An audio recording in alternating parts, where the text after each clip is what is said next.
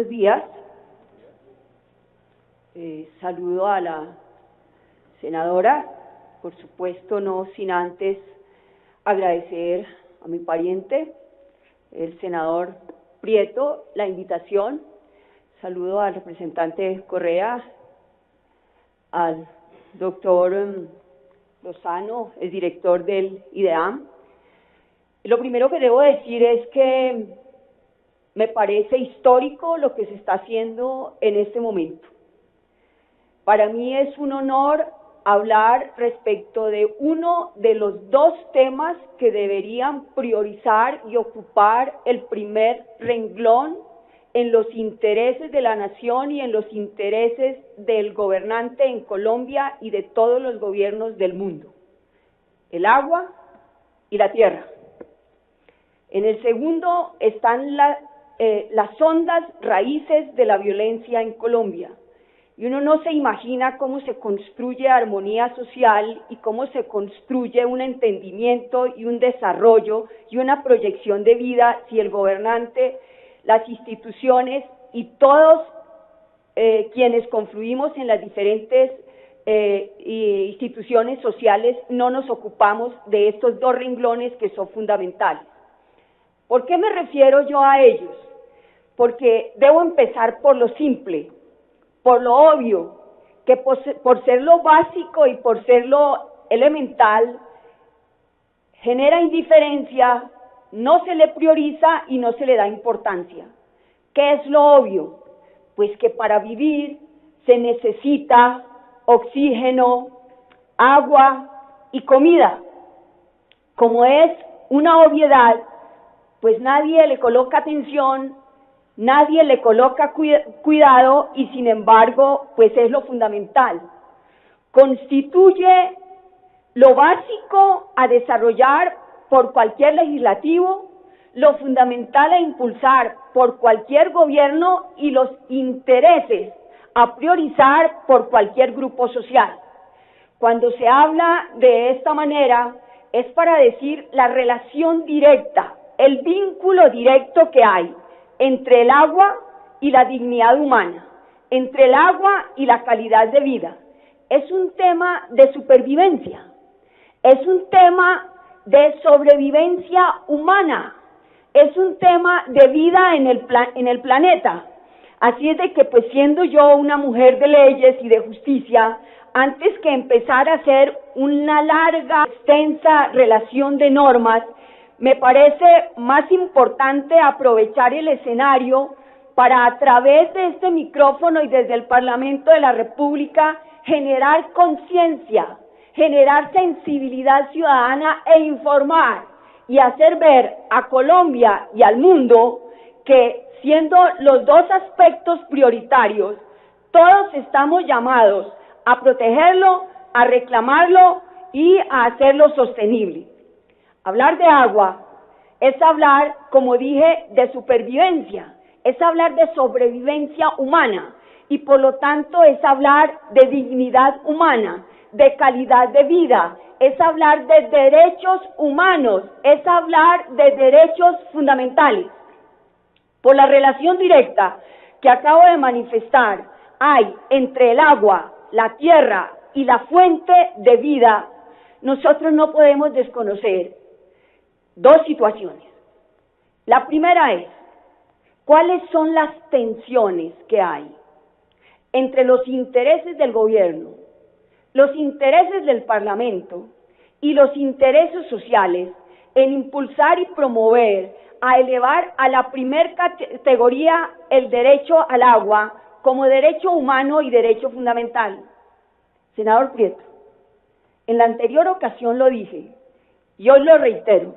Me enorgullece que sea una persona como usted, la que impulse y se ocupe, manifieste preocupación parlamentaria por desarrollar, por priorizar y por elevar a la primer categoría de derechos el derecho al agua.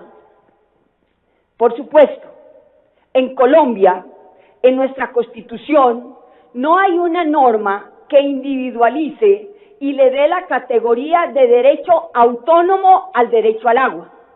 Pero no por ello deja de ser un derecho fundamental. ¿Por qué? Pues porque hemos visto que es un tema de sobrevivencia humana, de supervivencia, es un tema de vida. La Constitución ni siquiera tenía que decirlo. En el artículo 2 de la Constitución Nacional se habla de dos deberes y fines esenciales de Estado. El primero es garantizar la satisfacción de necesidades básicas insatisfechas. El tema del agua es un tema de saneamiento, es un tema de salubridad pública, es un tema de vida, y el gobierno, aun cuando no le dé impulso al proyecto legislativo, que desde luego que lo va a dar, porque es que proyectos de actos legislativos como estos son los que no pueden tener ninguna objeción y ninguna obstrucción, primero en su planteamiento, segundo en su votación y tercero en su reconocimiento. Pero si no fuera así, con el artículo 2 de la Constitución Nacional, el artículo 49, el artículo 79, el artículo 363 y particularmente con el artículo 93 de la Constitución Nacional, tenemos para recoger en el acto legislativo lo que ya se decía en la Declaración de Mar del Plata en 1977, al manifestarse allí en la Convención Interamericana por el Derecho al Agua, pues que es un derecho fundamental porque es fuente de vida. Estos son soportes necesarios, me parece a mí, para desarrollar en la colectividad una conciencia social ante la necesidad de mirar cuál ha sido la evolución del derecho al agua, cuáles sus matices y cuáles las formas de protegerlo. El elevarlo a la categoría de acto legislativo para hacer un reconocimiento en la Constitución Nacional del derecho fundamental al agua como un derecho individual y autónomo, pues no es más que recoger y reconocer lo que ya se ha venido elaborando y trabajando en los organismos internacionales, en las diferentes instituciones internacionales y a nivel interno en la jurisprudencia nacional. Con la Constitución de 1991 en las normas que acabé de precisar y en el desarrollo que se le da por la Corte Constitucional y por los diferentes despachos judiciales del país, por vía de interpretación y aplicación de la Constitución Nacional y bajo el entendido de la relación directa o conexión que hay entre la vida y el derecho al agua, pues se estableció de esa manera.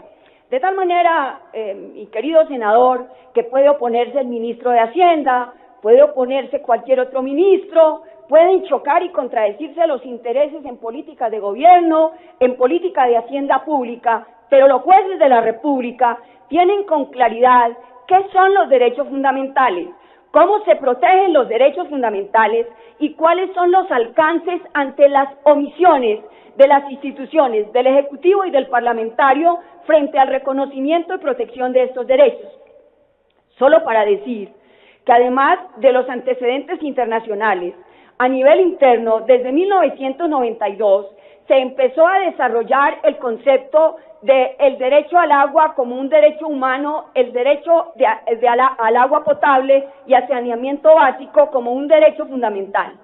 Solo que entonces se hacía como bajo un contexto en conexidad con el derecho a la vida, en una progresividad, y progresividad implica la evolución, el desarrollo, cómo se ha mejorado, cómo se ha adelantado, cómo se ha civilizado en la protección de estos derechos, ya se le vino a dar por la jurisprudencia nacional el reconocimiento del derecho al agua, el derecho al saneamiento básico como un derecho fundamental, no en conexidad con el derecho a la vida, sino como un derecho fundamental autónomo. Y es que, pues, no puede ser de otra manera, porque al tener una relación directa el agua con la supervivencia humana, el agua con el desarrollo humano, el agua con la dignidad y calidad de vida de los seres humanos en el planeta, pues hay que entender que el derecho fundamental por excelencia es el derecho a la vida. Sin agua no hay vida, y sin vida no tienen posibilidad de desarrollo todos los demás derechos fundamentales. Con estos antecedentes, yo quiero dejar en la memoria y para quienes puedan tener de alguna forma la referencia en la justificación, la motivación, la sensibilización social sobre estos temas. Miremos con qué más va ligado el derecho al agua. Obviamente con el derecho a la vida, es la relación directa. Va ligado con la dignidad de vida, porque es un tema que tiene que ver incluso con la posibilidad de convivir en mejores y vivir en mejores condiciones.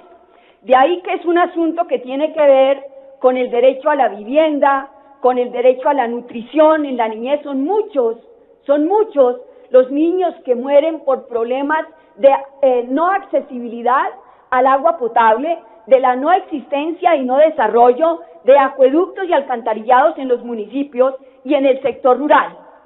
Hay un sometimiento, hay una marginalidad, hay una despreocupación institucional y estatal y de gobierno frente a posibilitar el acceso en condiciones de equidad, de igualdad, de sostenibilidad y de calidad de la población rural, de la población de provincia a estos derechos, siendo un derecho fundamental. Es un derecho con el que tiene que ver con el saneamiento básico, con el desarrollo de necesidades insatisfechas y con el nivel de vida adecuado. Hablar del derecho al agua como derecho fundamental es hablar de posibilidad de desarrollo, posibilidad de evolución social, posibilidad de mejoramiento. De ahí que yo venga a subrayar para decir que Colombia está recogiendo a través de la propuesta del senador Prieto lo que el mundo y los organismos internacionales ya han reconocido. Hablaba del artículo 93 para decir: celebro que se eleve a la categoría de acto legislativo para reconocerlo como un derecho fundamental y un derecho humano autónomo y esencial en la vida de cualquier persona y de cualquier fuente de vida. No hay vegetación, no hay posibilidad de flora y fauna sin agua. Y la relación que existe con el otro derecho que es la prioridad de mi país y del mundo, la tierra. Es un tema de soberanía alimentaria, también es un derecho al alimento, porque sin agua pues no se cosecha, no se produce, y si no se produce pues no hay comida, y cómo se calman entonces las hambrunas en el mundo. Por eso es importante desarrollarlo y elevarlo a esa categoría. ¿Cuál es el interés en no hacerlo? ¿Qué tensiones hay detrás de esta problemática? En la intervención anterior hablé sobre que en Colombia, siendo un país de vocación agrícola y siendo la tierra su motor de desarrollo, se ha desarrollado una minería invasiva, extensiva y que ha deforestado y ha llevado a que se sequen, se reduzca el caudal de las principales fuentes hídricas. Hay una tensión, hay una contradicción de intereses económicos con los intereses de garantizar el acceso al agua y el deber de garantizar el acceso al saneamiento básico y a la satisfacción de necesidades insatisfechas. Por otra parte, hay una minería ilegal promovida, tolerada y no clausurada en el país que no ha merecido en las diferentes autoridades y diferentes instituciones del país que de alguna manera se controle para darle realce y dar prioridad a lo que debería darse, y es las fuentes de agua dulce, sin las cuales no hay vida, no hay flora, no hay fauna, no hay comida, no hay desarrollo, no hay posibilidad de la armonía social. Pienso que este es el enfoque que debe darse. A nivel jurisprudencial está consolidado todas las bases académicas, las bases de análisis jurisprudenciales, cuando se ha protegido el derecho al agua, cuando a nivel de acciones de tutela, de acciones populares y en desarrollo de lo que se conoció como los DECs, es decir, los derechos económicos, sociales y culturales, se vio el agua en conexidad con el derecho a la vida. Hoy debe verse el agua como un derecho fundamental a privilegiarse por ser garantía de la subsistencia humana en el planeta y por ser la prioridad en la defensa de las conquistas universales de la Declaración Universal de los Derechos Humanos. Por eso en la Declaración de los Derechos del Niño, en la relación que tiene que ver con el saneamiento básico, se prioriza el derecho al agua como un derecho fundamental. En la Declaración de los Derechos para Protección a las personas en discapacidad, igualmente se hace. No hay una sola organización internacional que en las recomendaciones así no lo establezca. En las recomendaciones de Naciones Unidas y en los objetivos de desarrollo del milenio, así se contemplaba. En los objetivos para los próximos 15 años, en los objetivos de desarrollo sostenible, al hablar de la protección ambiental, igualmente se prioriza. Están las bases dadas. Espero que en esta ocasión sea el primer renglón de ocupación en el Parlamento y en el Ejecutivo para que se desarrolle. Me siento muy complacida de alguna manera de poder dar algún aporte para justificar por qué, a pesar de estar reconocido internacionalmente y por qué, a pesar de estar desarrollado en la jurisprudencia internacional y por qué, a pesar de ser algo que hace parte de la judicatura de los jueces de la República, en donde las acciones de tutela se le ha dado esa categoría, se quiere elevar hoy a acto legislativo.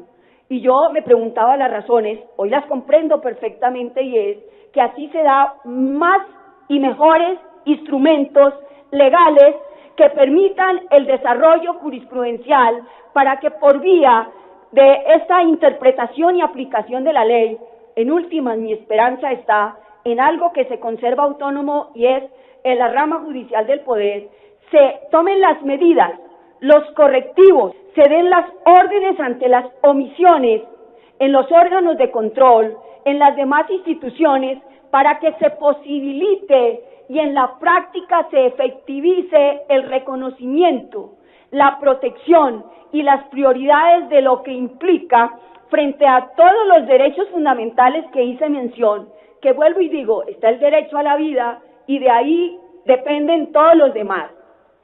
No se necesitaba, pero le dan mejores y mayores herramientas elevarlo a la categoría de derecho constitucional, individual y autónomo. Ya se ha hecho. Y por vías de acciones de tutela, cada que se desvía un cauce de un río para explotación minera, cada que se seca una fuente hídrica por sísmica para explotación petrolera, cada que se afecta una fuente de agua dulce por minería ilegal, cada que se hace un secamiento de un humedal o la afectación del acceso al acueducto, del acceso al saneamiento básico por una ampliación de la urbanización y de los proyectos de construcción, ha venido la respuesta en amparo y protección de los derechos fundamentales para establecer y decir, primero la vida, primero el acceso al agua como derecho fundamental, primero el derecho al acceso al agua potable como bienestar y calidad de vida, como dignidad humana, y después posibilitar todo lo demás.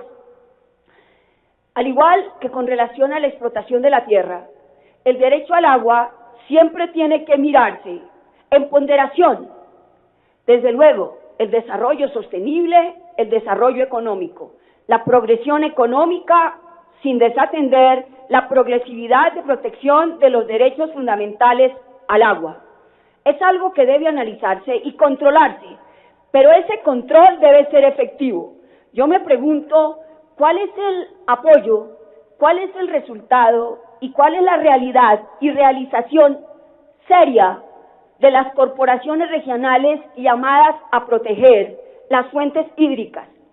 En Colombia no se ha hecho una definición de los páramos de las reservas naturales, que son fuente de vida y son fuente de agua, para proteger y entrar a ejercer los mecanismos legales, constitucionales, jurisprudenciales e institucionales frente a estas fuentes hídricas.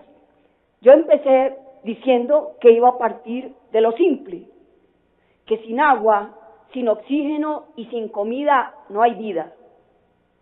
Cuando falte el agua, pues no vamos a poder comer ni oro, ni petróleo, ni tierras desérticas y estériles, porque se ha acabado por la deforestación masiva. Nosotros, los seres humanos, somos la única especie animal en el planeta que se encarga de destruir su fuente de vida y su fuente de comida, que es el agua, y la relación entre tierra y agua. Dije que el derecho al agua es un bien público fundamental, pero como es bien público se toma como la res nullius, como si no fuera de nadie, como si no le importara a nadie, como si no fuera interés, cuando debe convocar en la concurrencia el interés de todos, generar una conciencia social, abanderar, y aquí mi propuesta, no solo a respaldar el proyecto, que yo lo respaldo no desde el punto de vista político, sino desde el punto de vista de política pública y por la condición de ciudadana y mi condición en la judicatura. De tal manera que la convocatoria no solo es a respaldarlo, sino a que se generen alianzas en los diferentes escenarios para que en la práctica se verifique y extienda una protección seria y real, que no sea una bandera de campaña, que no sea un elemento que pulule simplemente en el debate. El senador Prieto, me tengo un minuto para cerrar, hablaba sobre la sentencia de la Corte Constitucional, donde se reconocía el derecho al agua y además se priorizaba la personalidad jurídica de los derechos que tienen los ríos. Pero es que no son solamente de los ríos. Ese es un tema que la Corte Constitucional, en una progresividad jurisprudencial de reconocimiento de derechos, ha hecho en la sentencia que aún no ha salido, pero que quedará con el número T622 del 16, una vez que se reconozca a lo que ya se dio en la India y en Nueva Zelanda, al reconocer el deber de protección y al mismo estilo de ficciones jurídicas que se ha hecho con las empresas y con los patrimonios autónomos, se entre a darles una individualidad y una personalidad jurídica para sus derechos. Elementos hay muchos, razones son todas y justificaciones están dadas. Así es de que, senador, me despido, agradezco, celebro su iniciativa y celebro su proyecto. Espero de alguna manera haber aportado un poco en algo que será garantía de la supervivencia de mis hijos y de mis nietos. Muchas gracias.